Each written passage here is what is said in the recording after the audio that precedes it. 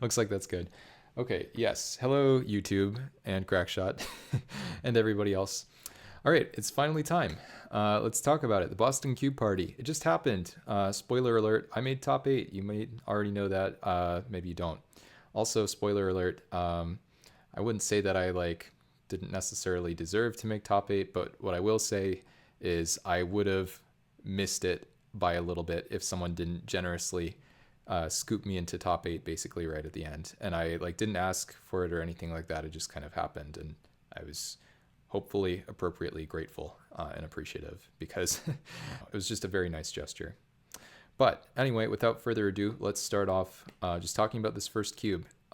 So yeah, this was the budget synergy cube, and I actually drafted this deck because I was watching, just taking a look at the other decks that I saw in a test draft that I did for this. I think it was the week leading up to the event, and it just occurred to me that a green-white deck that the cube curator had drafted looked extremely strong to me.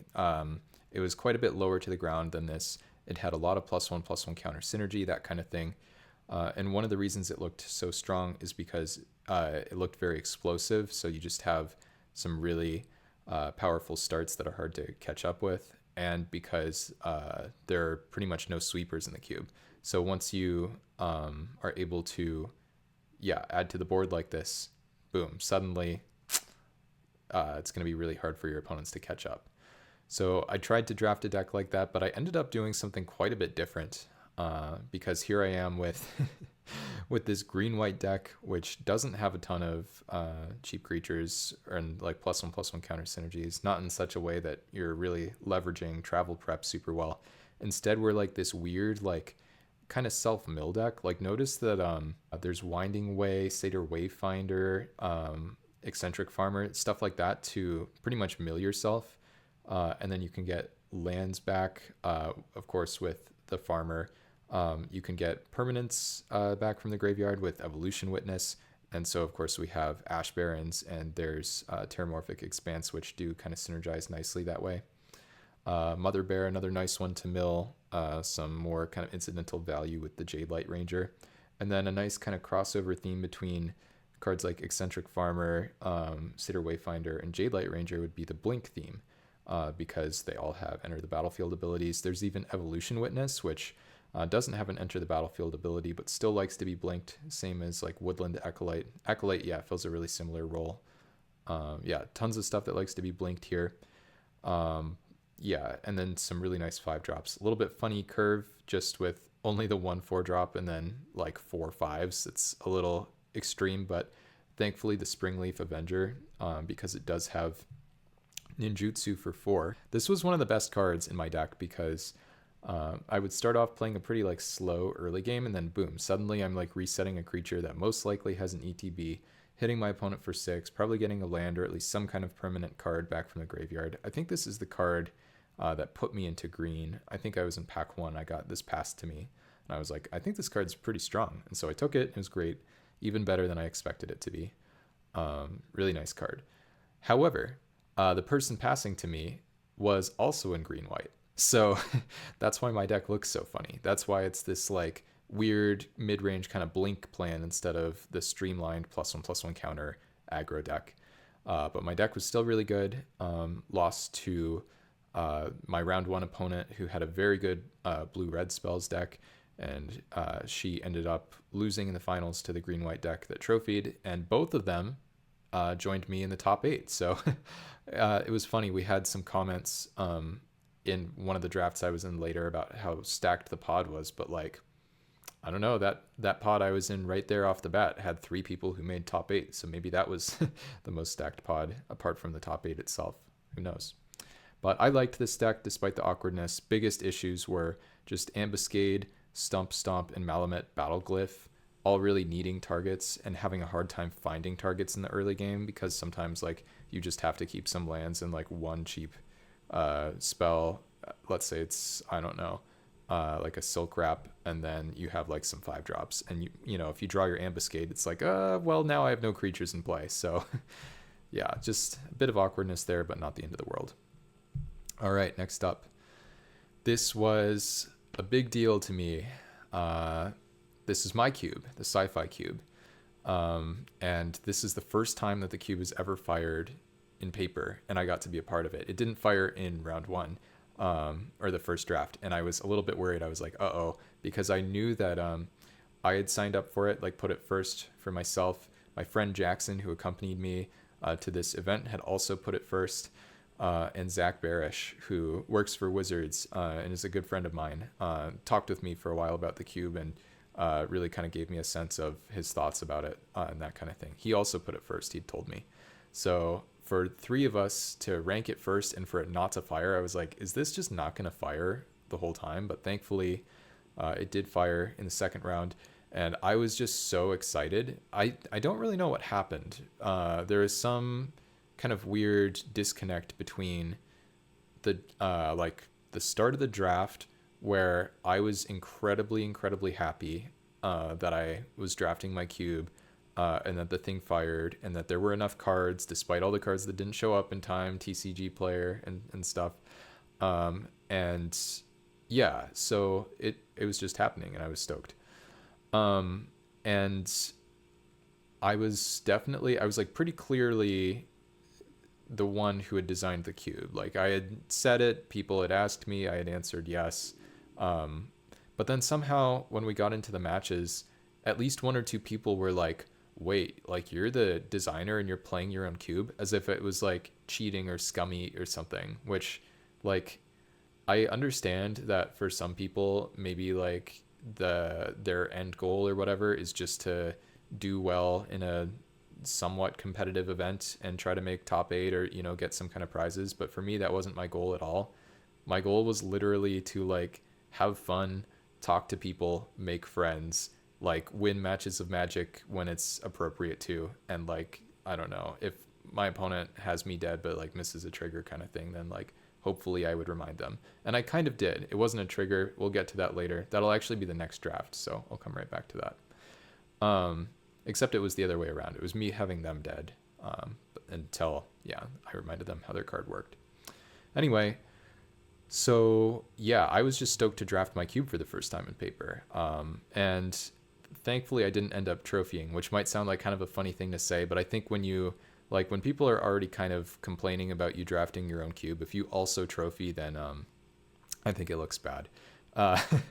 But it was really funny. I had a nice kind of moment reminiscent of CubeCon, where very first draft and the very first match, so in the draft portion, I'm sitting down diagonally across from the one and only, the real Captain Wacky. And of course we end up paired because we're diagonally across from each other, and he ends up beating me, which sucked, but you know, it happens, whatever. It was fun. It was fun to play against him.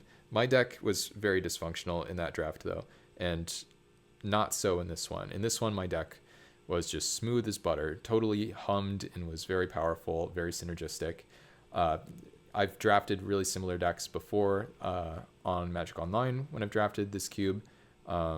This one I don't think had any super crazy power outliers. One thing I'll mention briefly, just a really nice interaction, is you have Astrid Peth as a card that makes a food when it ETBs or attacks, and then when you sack a food, it explores. And then you have Rapacious Guest, which makes a food whenever a creature you control deals combat damage to a player, and then when you sack a food, you put a +1/+1 counter on it.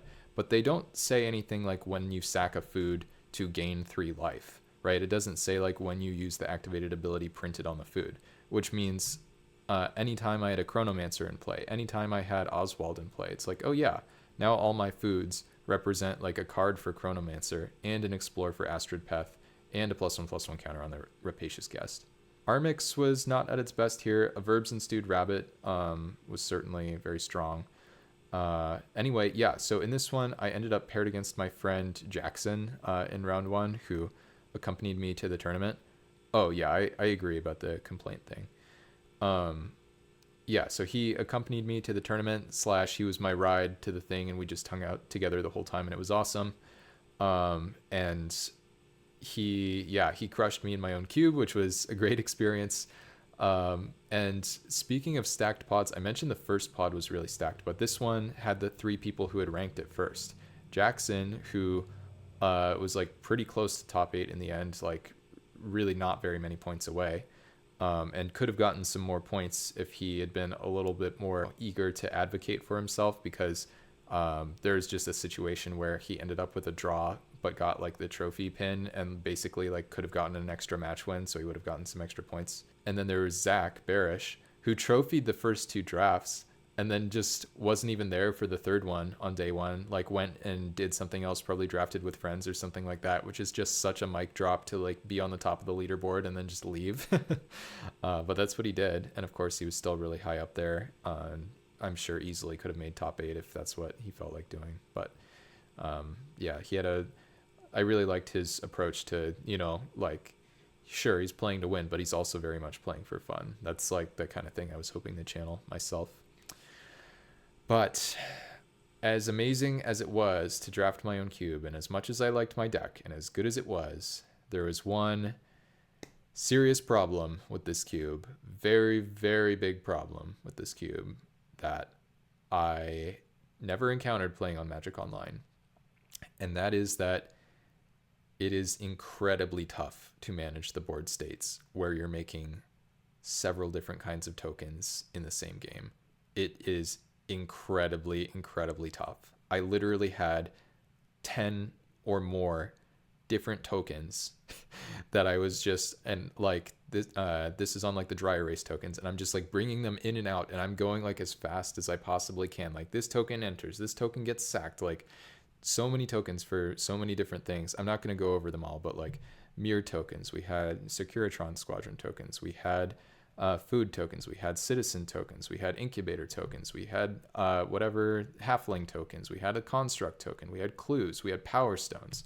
Like when I say there were a lot of tokens, I am understating it. If anything, there were so many, and there were so many permanents, and it was really hard to manage the board states, but it was super fun, super rewarding.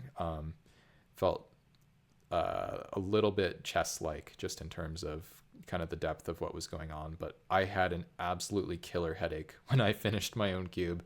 I was exhausted because I went so fast and I did so many things, and I still barely finished my matches on time. I didn't time out in a single match. We didn't have a single match go to time in the entire tournament. I was very happy about that. There were some matches where I went faster or slower than others, but really proud of my pacing. It's not an easy thing for me to keep track of, and even managed my opponent's pacing well, which is also a hard thing to do because I was pretty time conscious, but your opponents aren't always. So yeah, anyway. So that was that. I don't think it's necessarily a huge problem, for paper play, that there are so many tokens. The real issue is when you factor in the time, because if there's a time limit and there are a million tokens, that's where it's like, okay, like, good luck. But anyway, enough about my cube. I could spend all day talking about it. We'll move on to the next one that I drafted twice before, neither time in person, twice online. And this is the Devoid Cube, and neither time did I draft a deck that was anything like this. I'll scroll over so you guys can see the Scavenged Brawler in the 6-drop slot and a few of the 5 mana cards over there as well. I played this blue vehicle aggro deck with multiple sweepers. I had 3 sweepers in my sideboard at the start of this thing, and I just kept boarding in sweepers. I mostly boarded in Boompile and Nevin Ural's Disc, but there were games where I had all 3 in the deck. And it's super weird to have so many sweepers in the deck. I'll get to why in a second. And not to mention why I had 3 sweepers as an aggro deck. No, I did not hate draft them. Maybe I hate drafted like one of them, but not the other 2. And so the deal was I went 5-1 across the 2 drafts I'd done before in this cube by basically trying to play the go big ramp decks. Like the most important cards really are the 2 mana accelerants, and then you just try to play some 5, 6, 7 mana haymakers and just kill your opponent with them, which is super fun. It's not like insanely hard to do. You get to dodge the whole colored mana thing because it's the Devoid Cube. you only get wastes in the basic land bin, which means in order to play a color, like here I'm playing blue, I've got a number of blue cards. There's also Crystal Shard, which really does require blue. So I drafted a bunch of non-basics that produce blue. I had to because no islands in the basic land bin. So yeah, I attempted to draft one of the Go Big ramp decks, and then unfortunately I didn't get there. I really wanted to, but it just, I like wheeled a Renegade Freighter, and it was roughly at that point that it was like, okay, I have to play aggro. Like, even though I don't think it's the best deck, even though I actually had never seen aggro before, and my deck isn't like hyper aggro, you know, it's not like I have a ton of 1-drops. I barely have any creatures. I'm at 11 creatures. And like one of the most important things for crewing vehicles in this deck was simply the token that Night Scythe produces. Like Night Scythe is effectively a creature for that reason here. So yeah, anyway, very low on creatures. This deck actually played pretty well for the most part. In round 1, once again, I got paired against my friend Jackson, which was just ridiculous because, you know, we went to see, oh, okay, which cube did they put us in for the last one? Because he had just beaten me, right, in round 1 of the previous draft, and he actually lost in the finals of that one to Zach. They were both on black-red, and Jackson described Zach's deck as basically being a better version of his own.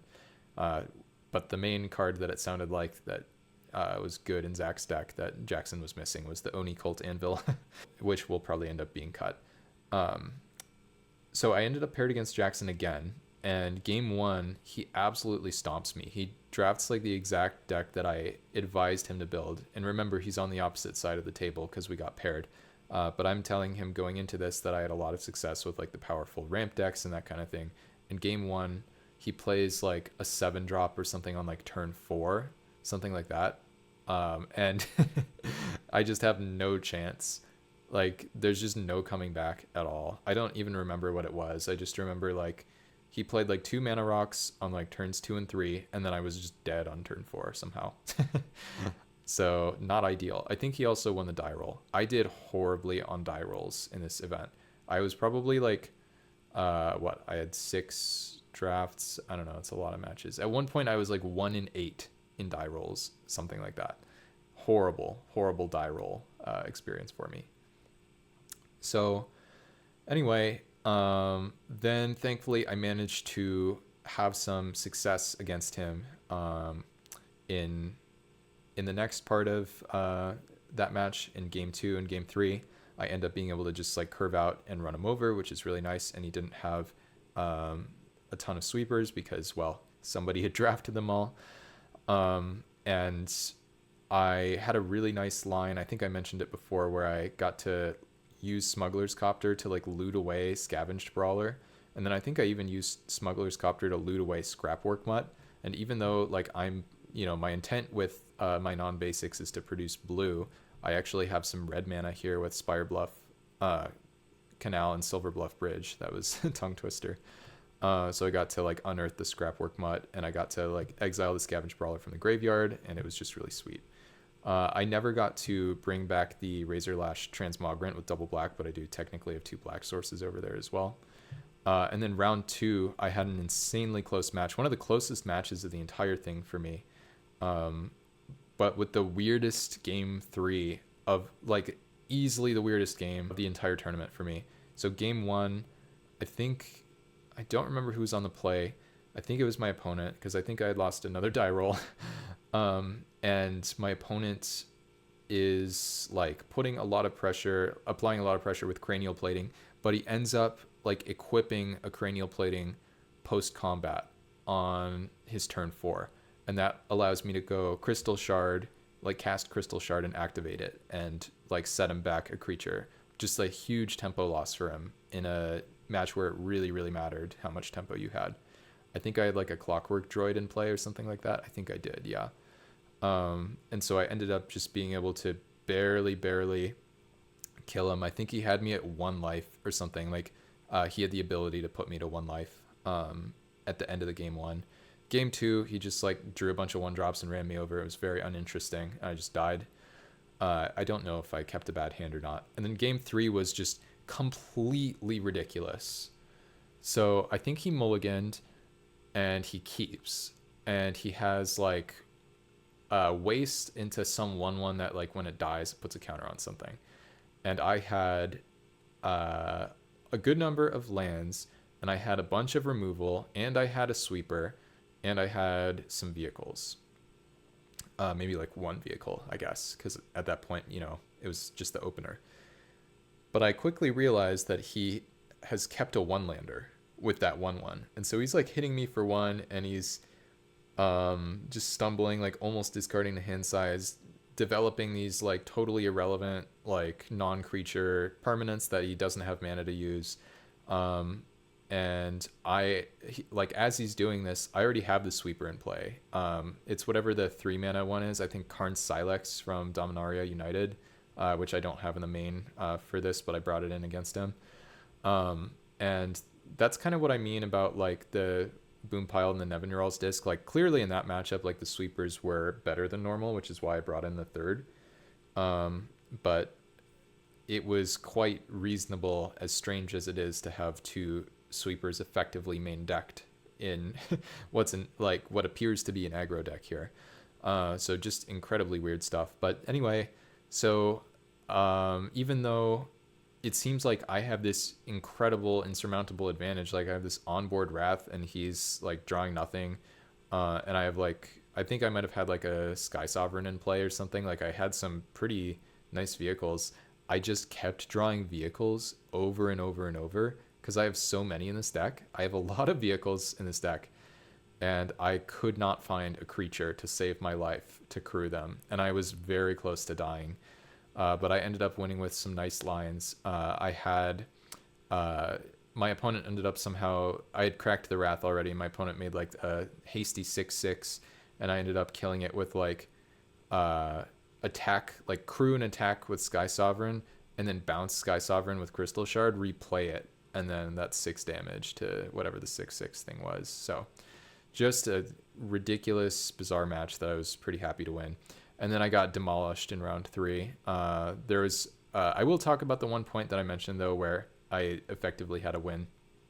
But I was just playing against like kind of a nutted, you guessed it, go big ramp deck. Lots of Eldrazi, mana production, O Stone, and Buried Ruin, which is just a totally kind of miserable play pattern in my opinion. Like O Stone is already just about unbeatable, so like having a land that just happens to get it back is somehow like a really, really horrible experience, because fighting through one Wrath as a deck that's trying to be aggressive is already so hard, and once there's a second, you're just kind of toast.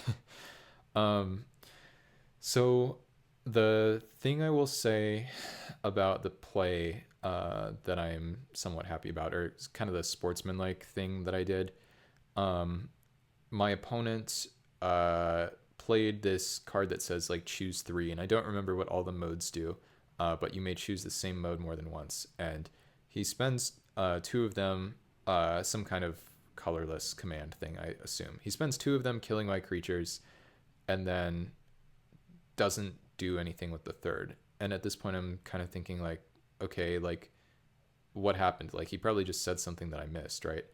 And so I ask him about the third mode, and basically because I asked him, he ends up with an extra like Eldrazi Scion, which allows him to have a second blocker for my Surge Hacker mech, which otherwise would have been lethal.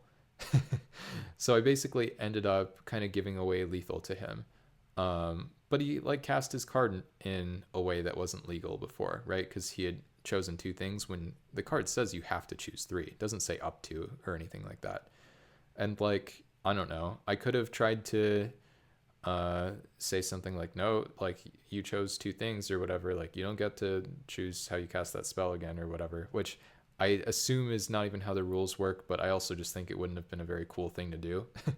So instead, yeah, he got the extra blocker, and yeah, I ended up losing that game as a result for like 100%. That was why. That was what made the difference.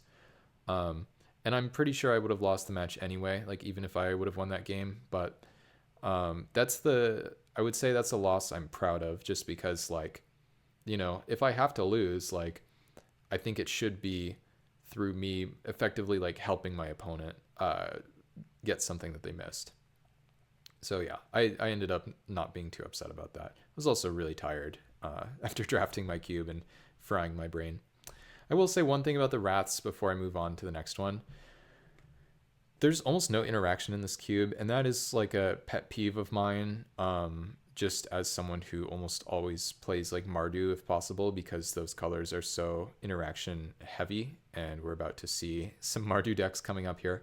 Um, but I understand like in this cube that one of the reasons it's so hard to find interaction is because there are so few like colorless removal spells that don't suck. Um, Granted, I mean there are more than there used to be by quite a bit. But there are so many wraths, and I don't like the wraths. I think wraths are incredibly impactful in draft environments, which is why there are a handful, like just a few really, in my cube. I think it's important to have some, but I think they have to be balanced like just right. And I think it's not great a lot of the time if you have absolute zero. And in a case like this, like there are just so many wraths. And when you're playing, like there are practically more wraths than there are spot removals, and that's just not where you want to be.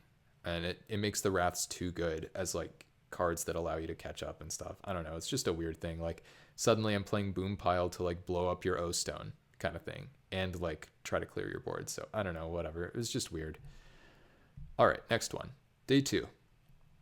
I After drafting my own cube, I had the build your own cube as number 1 going into the thing, but I crossed off the build your own cube after drafting my own cube because I was like, I assume this is going to take a lot of thinking, and I'm not capable of thinking because I was mentally exhausted. But then after getting the devoid cube, thankfully not the one I had tried to avoid, avoid, I put the build your own cube back on the list. I was like, okay, I didn't draft this at CubeCon before. I want a chance to do it. Let's see how it goes. And so day 2, refreshed mostly, I got a chance to draft it. And I drafted what I thought was a train wreck for almost the entire draft. There, you start with a Clockwork Librarian in this, and like that was kind of just the theme of the draft. Everyone's like, I'm gonna use my Clockwork Librarian. Like it was like this really funny joke, but you know, it just happened over and over and over, which is fine. But the weird thing about this is like there's a thing with the signal reading that got really tough with this because like already it can be tough to identify which colors are open when packs aren't color balanced, and packs were not color balanced in general in this event except for top 8. So that's already, you know, one thing against signal reading. And now you're going to take kind of complex, like overlapping still, but not the most straightforward archetypes that exist in the cube. And so it's like, okay, like now I have to figure out which colors are open, and I have to figure out like what the colors actually do, which is not the easiest necessarily. But then the problem is like, let's say you end up in an archetype and you're trying to do something, and then you find out the colors aren't open. If you're already in that archetype, like you can be completely screwed. The combination of like lack of color balance and everyone having a Cogwork Librarian turned it into this draft portion where it's like I must have had at least 8+ packs that were just empty for me. And so that's why I have cards like Steel Overseer in this deck. And I'm playing Git Probe so I can like mostly have enough playables. I might have considered 16 lands with a bounce land in this, but like there was no way that I could go down on lands because I just barely had enough playables. Despite that, and I do have another card hiding over to the far right. The 2 expensive cards, by the way, were very powerful. I thought this deck, again, I thought it was a train wreck, and then I went into it. My first match, it ended up being kind of like the nightmare match, at least I thought, for my opponent. But then in my next match, I got 2 turn 5 kills. So it was like, okay, maybe my deck is actually just good. And I was really excited, and I like finished my matches pretty much first relative to everyone in the pod. So I was like, okay, like I'm 2-0, and I felt really good about it. My other powerhouse, in addition to this Shadowgrange Archfiend, which I got to put into play very early, like turn 4, I would assume, probably multiple times. I'm not sure exactly when it came down all that often, but turn 4, I think, pretty often. But there was Greater Gargadon as well, which I got to suspend, I think, turn one, maybe multiple times. And then I just had a bunch of like random stuff to sack, because in the draft I was like, am I playing Rakdos Madness? Am I playing like some kind of sacrifice deck? I just ended up like right in the middle, and it was fine. My deck was good. I randomly noticed that like this guy, the Shadowgrange Archfiend, does hit for 16 with the Obosh. That was a thing I got to do once, which was funny. And I felt really good going into the finals, and I was playing against one of the organizers of the event, Ollie, and they were playing this like self-mill kind of thing, I thought at first, and they had like mulled to 5 in the first game, and I won that game, and I was like, like this is kind of weird, like I don't really know what they're up to.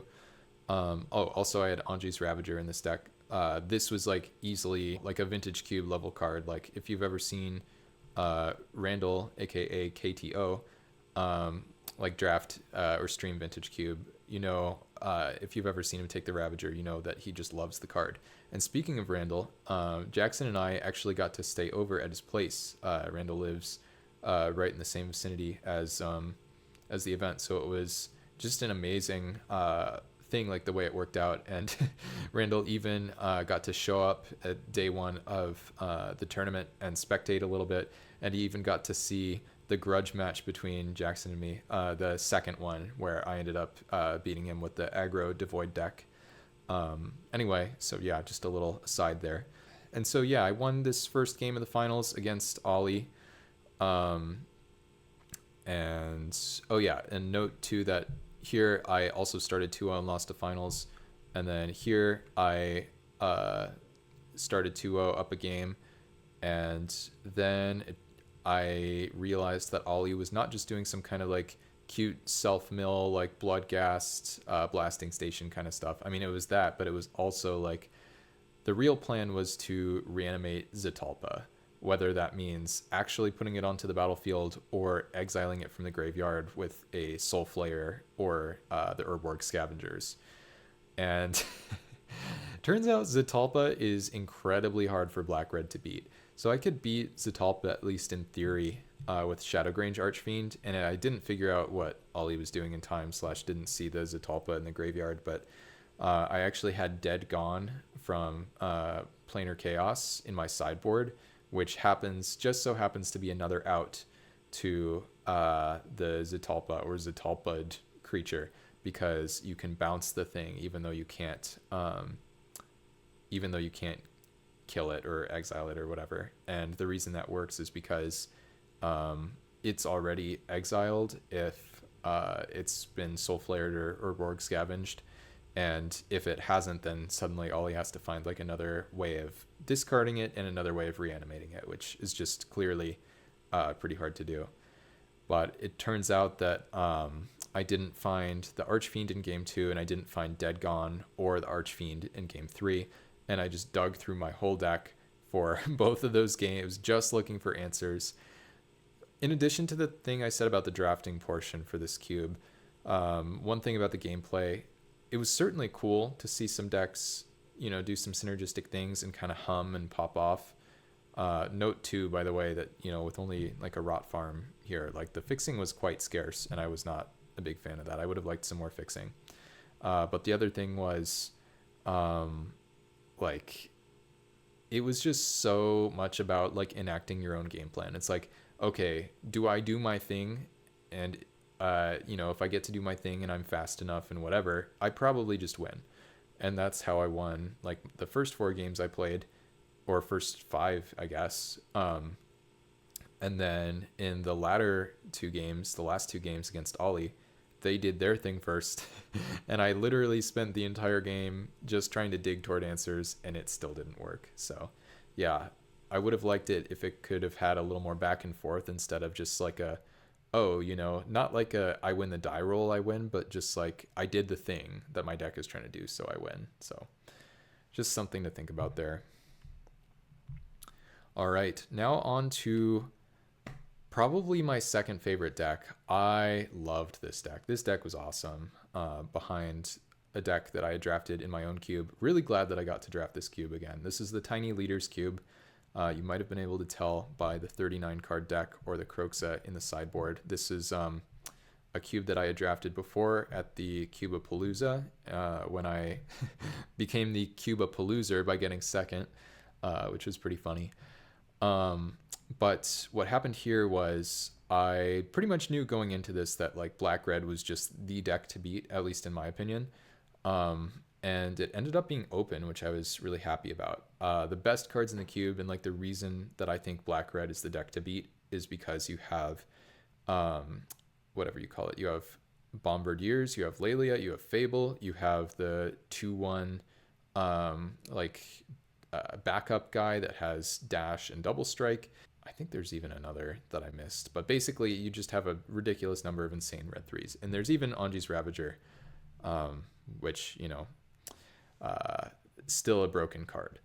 I didn't get almost any of those. And again, on the car ride, I was talking to my friend Jackson, who again ended up in a draft with me. He was in the Tiny Leaders draft with me. And at this point, both of us were pretty much in a place where, like, if either of us trophied, the person who trophied had a pretty good shot at making top 8, and whoever didn't trophy, whether that was both of us or just one of us, probably couldn't make top 8. So very, very close.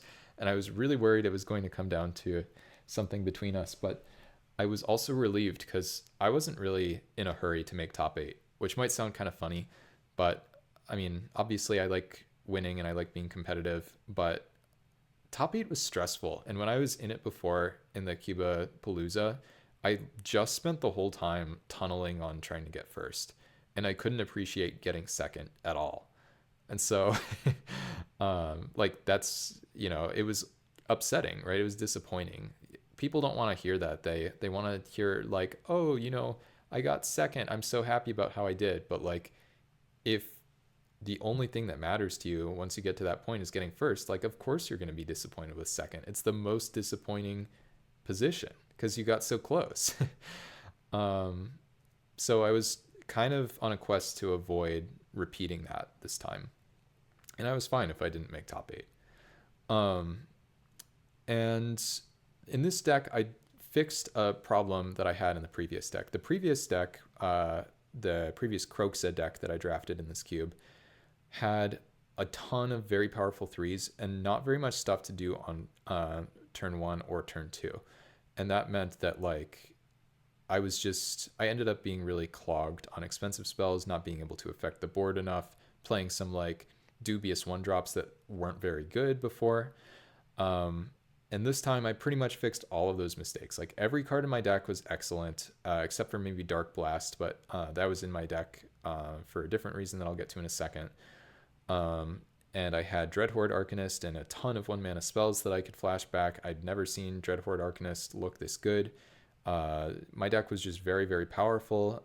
I played 17 lands, which I think is a good number when you have like a Retrofitter Foundry, a Knight of the Ebon Legion, and like an Evolved Sleeper. Yeah, just a really sweet deck. Duretti, I think, was my pack 1 pick one because I went into this thing already committed to Rakdos.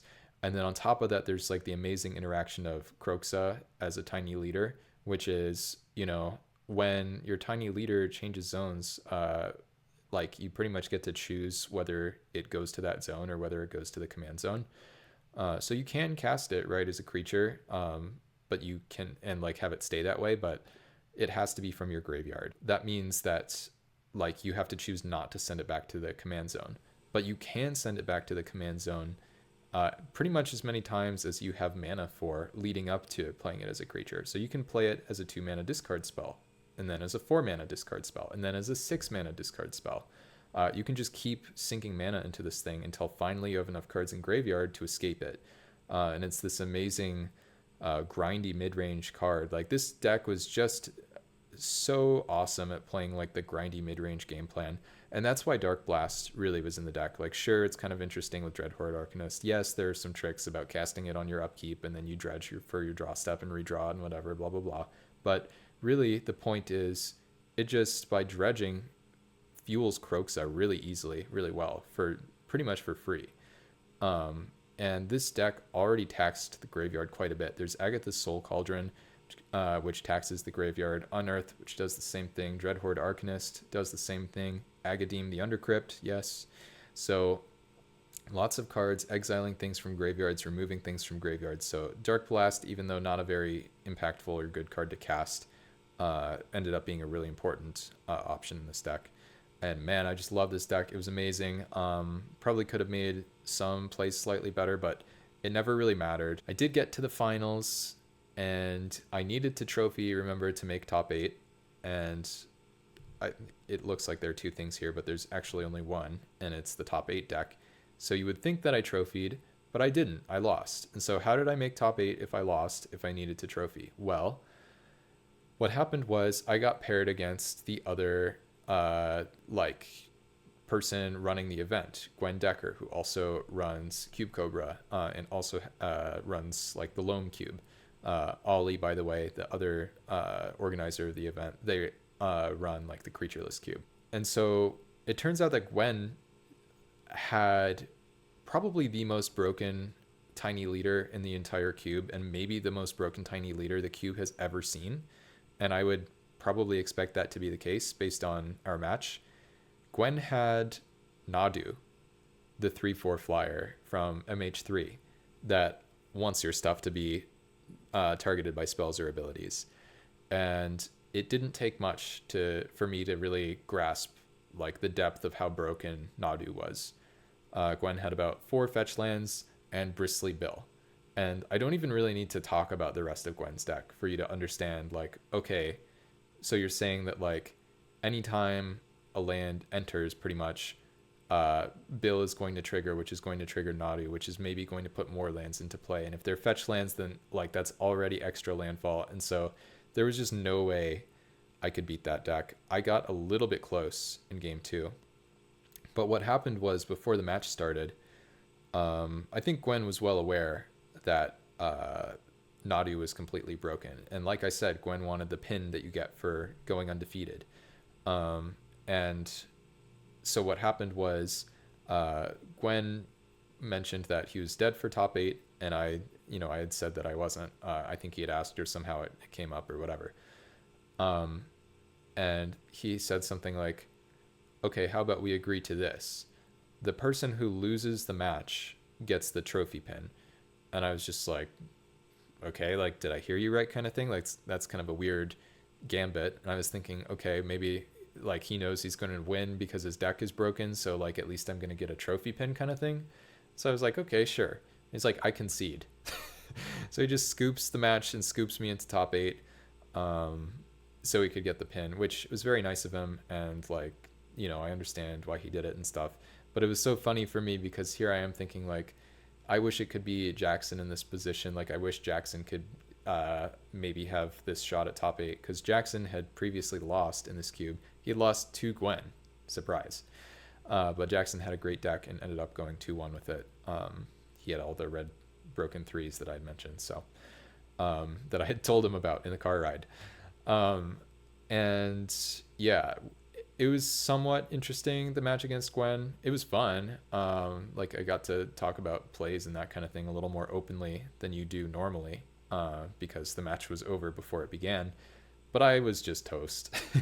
There was a point where my only hope, I had a hexproof Crystalline Giant, and I was like, okay, maybe now I'll get Trample or Death Touch. And like, yeah, literally my only hope was trying to get both Trample and Death Touch on the Crystalline Giant, because otherwise I could just never push through enough damage. And yeah, it just wasn't going to happen. As much as I liked my deck, and as decently as I feel like I played, yeah, it just wasn't going to happen. By the way, Agatha's Soul Cauldron. This card saved my bacon in round 2. Very, very good card. Never played with it before. Would recommend. Awesome card. All right, now on to the last deck. Thank you guys for sticking with me. Last deck of the whole thing, the top 8 deck. A little anticlimactic, perhaps, but started off pretty spicy. Pack 1, pick 1, Lutri the Spell Chaser. And it's funny because the cube does have some singleton breaks, like you might notice, for instance, there are 2 copies of Bayou. But you might also recall that Lutri says each non-land card in your deck has to have a different name from each other non-land card. So double Bayou, totally fine. But yeah, that was my pack one pick one. And going into the draft, previously I had also drafted Rakdos. I mean, technically this is Jund because I'm splashing Grist, whatever. But yeah, when I drafted this cube before at the top 8 of the Cubapalooza and I made it to the finals, I lost to 4-color, like Teferi, Dak, Omnath, Fractured Identity, Savine's Reclamation, Ren and Six, just like all these non-black value cards. And it was the kind of thing where it's like, okay, Chaos Defiler, blow up your Planeswalker, and then my opponent's like, Dak, steal your Chaos Defiler. So my experience kind of taught me like, okay, as much as I feel like red-black is normally a very strong thing to do in Vintage Cube, there's simply too much fixing, as perhaps evidenced by like multiple copies of the OG duels and stuff. Simply too much fixing to play a deck that's like really just 2 colors and not doing something greedier and more powerful. So I tried to go into things and draft a greedy and powerful deck, and somehow I just ended up here anyway. I think I kind of was just happy to be there, like happy to have made top 8, because everybody else had earned it. But keep in mind, I just 2-1'd effectively 5 drafts and somehow snuck into top 8. And you needed a trophy points-wise to make it in. So I just kind of lucked into it. I didn't really earn it. I think I played really, really well over the course of the tournament. Don't get me wrong. I made my share of mistakes. I probably made the most mistakes in draft. But in gameplay, I think I did a really good job. So in that sense, it felt maybe like I had earned it. But my record didn't really show that I had earned it. So that was funny. But yeah, I was happy to be there, and I wouldn't have minded leaving a little bit early. And I ended up paired against the number 1 seed after I had kind of just autopiloted through the draft and drafted this deck. I could have made some different picks, but I think for this deck, for the way I kind of my natural tendencies take me, this deck is like fine. If I could have drafted differently here, it wouldn't have been like a couple picks here or there. It would have been like a totally different deck, and I'm not even sure how that would have looked. So yeah, I think this was fine. Markedly weaker than the Tiny Leaders Rakdos deck, I'll just say that, at least proportionate to the environment. And so again, I end up paired in round 1 against the number 1 seed.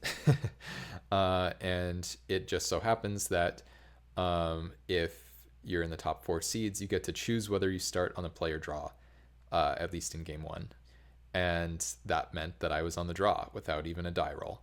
And I already kind of needed my deck to be on the play. And I already had a really bad tournament in terms of my die rolls. Like I was like triple negative on die rolls or something. So just not even getting a chance to start on the play was a bummer here.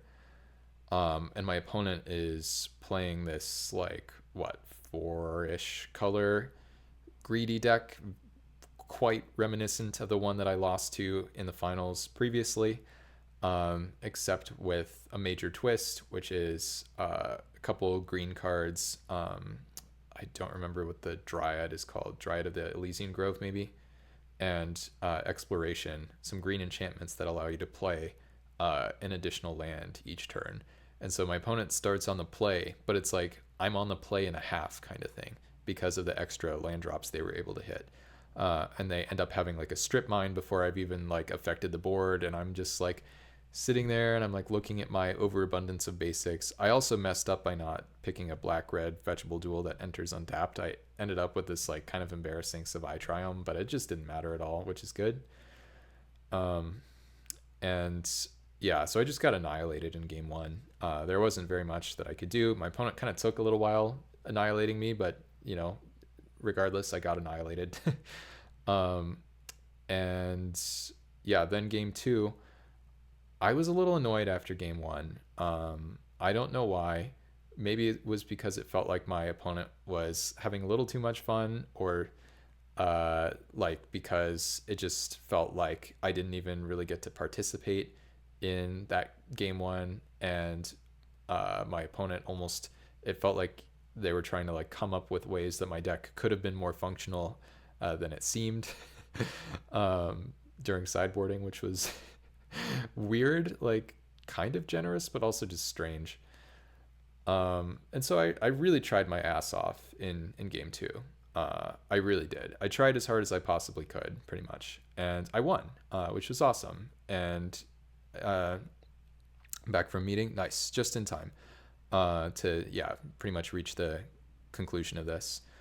So yeah, I yeah, I won game two of that round one in the top eight, and it was anything but easy. I don't remember the exact board state, but pretty much what happened was my opponent had like cracked a map token. There had been a whatever you call it, the 3/4 vigilant guy from LCI, the really nice rare for 3, and that had like turned into like a 5/6, and there was like a path to exile that had been explored into, and I had a Chandra Torch of Defiance, and I wasn't going to be able to do very much with that Chandra. It was like, okay, I can't double block this 5/6 because there's a known path to exile on top of the library.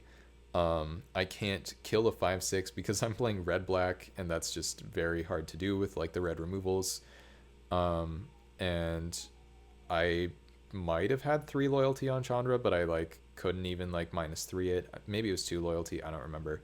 And so I'm just in this spot where basically like I do have Unholy Heat, that's true. And a bit of a spoiler alert, because later in the game I ended up considering using Unholy Heat on the 5/6, but I didn't right then. And so instead I'm just like looking at this board, and I stared at it, and I played this very, very slowly. Like, I'm normally not the fastest player, but I don't think I take ridiculous amounts of time, at least online.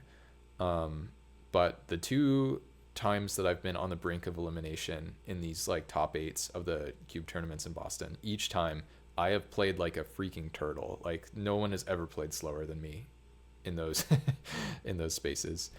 And eventually, after like thinking about things for an incredibly long time, I decide that plussing Chandra to find a removal is not very likely to work, and that like making mana to like play 2 blockers and like chump with one of them isn't going to work. And I decide that I just need more resources and I need more stuff. And so I end up I have a Skull Clamp in play, and I have 4 lands, and I have Tenacious Underdog in my graveyard, and I plus Chandra to make mana, and I blitz the Underdog from my graveyard and equip it with Skull Clamp, and I just attack. And I'm thinking like, basically my thought process is Chandra's gonna die, but hey, that's gonna give me a life cushion as it's being attacked, and I'm gonna draw 3 cards from this thing no matter what happens, right? Because my opponent doesn't have the path yet; it's on top of their library. So I'm thinking like, I don't know, I'll draw 3 cards. Like, maybe that's gonna bail me out somehow, because no other option I had was going to work. And for starters, my opponent blocked with the 5/6, which is just like a really, really bad play from that position, because my opponent's at like, I don't know if they were at 20 life exactly, but their life total was really high, and there was just 0 reason for them to block. Like, I'm playing a red deck with removal spells that can't very easily kill 5/6s, and I'm going to draw the 3 cards anyway. And it doesn't matter if you take 4 damage from the Underdog or not, but my opponent just snaps off the block. It's like, you don't get another map token from blocking. Like, why are you doing this? It didn't make any sense.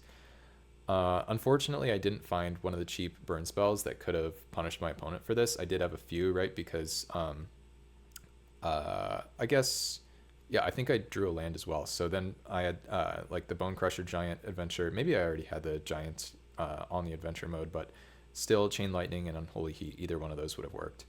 And I think I had like a Galvanic Blast in my sideboard too, or something like that. But anyway, whatever. So my opponent blocks, doesn't get punished, and then somehow my opponent just ends up running out of gas. There was like one important sequencing thing where my opponent explores again, revealing Solitude, and it was so funny that I was able to exploit the reveals on the Explorer as much as I did, because what happened was I eventually found Fatal Push and Unholy Heat, and Unholy Heat was capable of um, killing the 5/6 Sentinel guy that I was trying to kill. Um, but Fatal Push was too, and I hadn't cast Lutri yet. But I was thinking about and it would have been very satisfying, right, uh, to use the Unholy Heat to kill the 5/6, and I didn't actually have Revolt yet for the Fatal Push, but I realized I needed to keep the Unholy Heat because that could also kill Solitude, and I had Lutri, right, which I still hadn't used to copy it and kill like a Lotus Cobra or whatever, which had a counter on it. So I ended up cracking my Bitter Reunion to give nothing haste, just so I could have Revolt. And I spent the Fatal Push on the guy, and my opponent ran out of gas. And then I like played Bombardiers and Lelia and just like absolutely bludgeoned my opponent in like a turn or two. And it was very satisfying. And I know my opponent was not happy about that just because I took so long to come up with the tenacious underdog line and that kind of thing. But I was very happy that I just won a game. And then in game 3, my opponent went like turn 1, I'm trying to remember what it was. Turn 1, exploration, second land. Turn 2, land, into Showdown of the Scalds. And I was just dead, right? I was just dead from like turn 3. And it was fine because I didn't like my deck very much. Like this deck is just not very good for that cube. You can do a lot better than this deck, even if I haven't figured out how to. So yeah, that was pretty much it. And my opponent was nice, and they had actually just previously trophied, like in the draft directly before, they had trophied my cube. So I got to talk to them about that a little bit after the match, which was nice. And I didn't mind being eliminated. It was funny, like someone said to me, like, you had a good run or something like that. And it's like, thanks. But like my goal was just to get my cube drafted in paper. But yeah, just overall, in terms of this tournament and how I felt about it, I do think I played pretty well. There were definitely some times that I made mistakes, but like I've really leveled up as a paper player because it used to be like hard for me to shuffle kind of thing, you know, and it was hard for me to remember my triggers and remember, oh yeah, when I cast a spell, Magic Online doesn't just move it to the graveyard. Like I have to do that kind of thing because yeah, it's really a big transition between playing just about exclusively online and then starting to play in paper. So yeah, I think I played really well. I made top 8. I didn't actually trophy any drafts, even though you really did need to in order to make top 8, which was kind of funny. But I don't know, I was just like there, and the thing that I wanted most, and the thing that I would have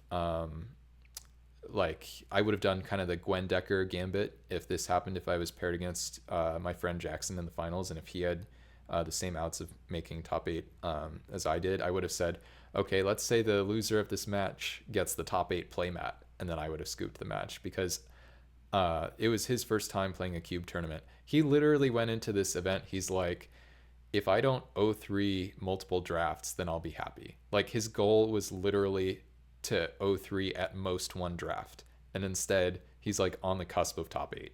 Like, come on, that guy, he had no concept of how well he was going to do, and he was so close to making it.